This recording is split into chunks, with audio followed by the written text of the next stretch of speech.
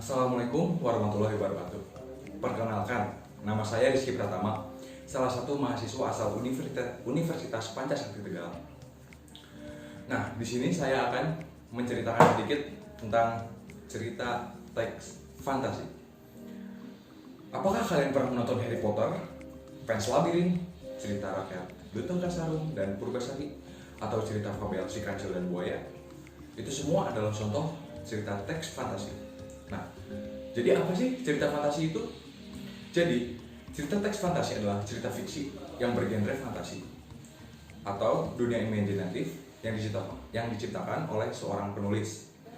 Setelah pengertian, di sini saya akan menjelaskan tentang ciri-ciri cerita fantasi. Yang pertama, pasti ada keajaiban, sesuatu yang aneh dan misterius. Artinya, cerita fantasi mengungkapkan hal-hal yang sifatnya tidak nyata atau ajaib dan juga misterius.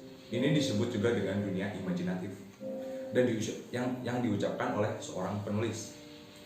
Biasanya tokoh dan latarnya juga tidak ada di dunia nyata. Nah, yang kedua, ide ceritanya terbuka. Artinya penulis bebas mengungkapkan cerita atau bebas berkhayal. Tidak ada batasan, sehingga penulis bisa mengembangkan suatu tema, ide. Yang paling sering dalam cerita jenis ini adalah tema supernatural, mistis, horor, dan sebagainya. Ada kalanya meski ide bersifat sederhana, namun selalu ada pesan moral di balik setiap cerita tersebut. Yang ketiga ada latar bisa menembus ruang dan waktu.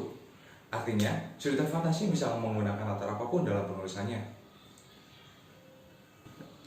Nah, yang keempat, ada tokoh yang tidak biasa atau mungkin unik. Tokoh dalam cerita fantasi bisa diberi watak dan ciri yang unik, bahkan tokohnya tidak bisa kita temukan di dunia nyata. Seperti seseorang yang bisa mengendalikan kekuatan api.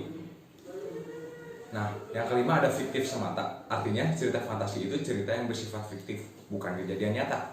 Dan yang keenam, dalam segi bahasa di cerita fantasi biasanya tidak sesuai, tidak harus formal. Ciri-ciri di sini saya akan menjelaskan tentang jenis-jenis cerita fantasi.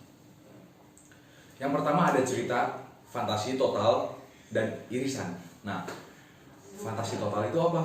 Fantasi total adalah berisi ide pencitraan terhadap wujud sesuatu pada wujud semula yang dikarang di cerita fantasi yang tidak ada di kehidupan nyata. Nah, sedangkan fantasi irisan di sini bisa kita temukan di kehidupan nyata. Nah, yang kedua ada cerita fantasi sejaman dan lintas waktu.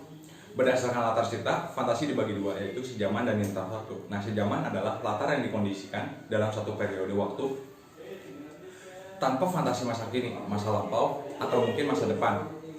Nah, sedangkan lintas waktu adalah cerita fantasi yang menggunakan dua latar waktu yang berbeda. Misalnya, masa sekarang atau mungkin masa bersejarah. Yang terakhir, kita bahas tentang struktur teks fantasi. Yang pertama, seperti biasa pada cerita-cerita yang lain, ada orientasi. Bagian ini mengenalkan latar, tokoh, dan kisah, baik dari segi waktu, tempat, maupun peristiwa. Orientasi juga bisa digunakan untuk menata berbagai adegan dan menjelaskan hubungan antar tokoh. Yang kedua ada komplikasi. Nah, di bagian ini, konflik-konflik mulai muncul. Konflik adalah pertentangan atau kesukaran bagi tokoh utama. Komplikasi menjelaskan bagaimana sebab akibat konflik yang terjadi antar tokoh. Bagian ini akan bergradasi memuncak hingga mencapai klimaks. Dan yang terakhir ada resolusi atau penyelesaian masalah. Bagian ini mungkin adalah penjelasan dari berbagai konflik yang terjadi. Resolusi juga dapat menjadi pertanyaan akhir terhadap kondisi yang dialami oleh tokoh utamanya.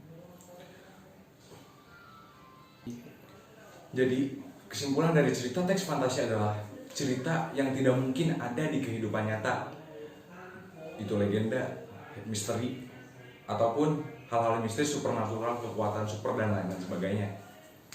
Mungkin sekian dari saya. Wabillahi taufiq wal hidayah. Wassalamualaikum warahmatullahi wabarakatuh.